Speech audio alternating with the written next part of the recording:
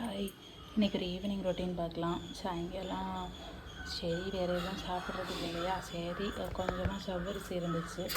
So அவலும் சவ்வரிசியும் போட்டு கருப்பட்டியும் போட்டு பாயசம் ready பண்ணிகிட்ருக்கிறேன். பார்த்தீங்களா, எண்ணெயில் அண்டிப்பருப்பு ட்ரை ஃப்ரூட்ஸ் ஏதாவது இருந்துச்சுன்னா போட்டு ஊற்றிட்டோன்னா ரெடி ஆயிரும்.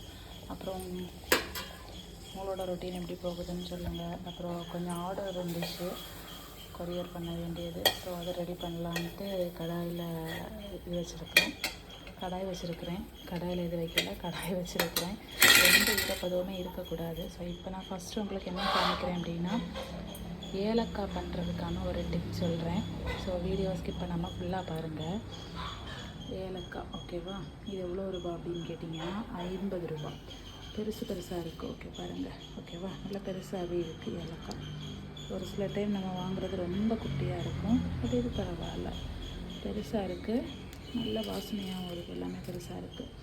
ஸோ ஃபஸ்ட்டு இந்த ஏலக்காவை என்ன பண்ணணும் அப்படின்னா, ஏலக்காய் பொடி எப்படி நீங்கள் ரெடி பண்ணுவீங்கன்னு எனக்கு தெரியல. எனக்கு கொஞ்சம் முன்னால் தான் இந்த டெக்னிக் தெரிய வந்துச்சு. ஸோ உங்களுக்கு ஷேர் பண்ணலான்னு நினைக்கிறேன்.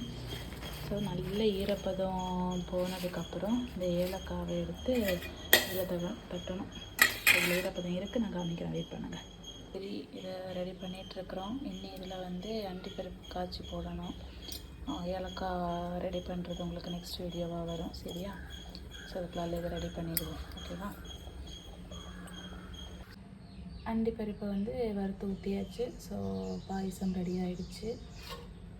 அவ்வளோதான், நீங்களும் ட்ரை பண்ணி பாருங்கள். ரொம்ப சிம்பிளான பாயசம் தான்.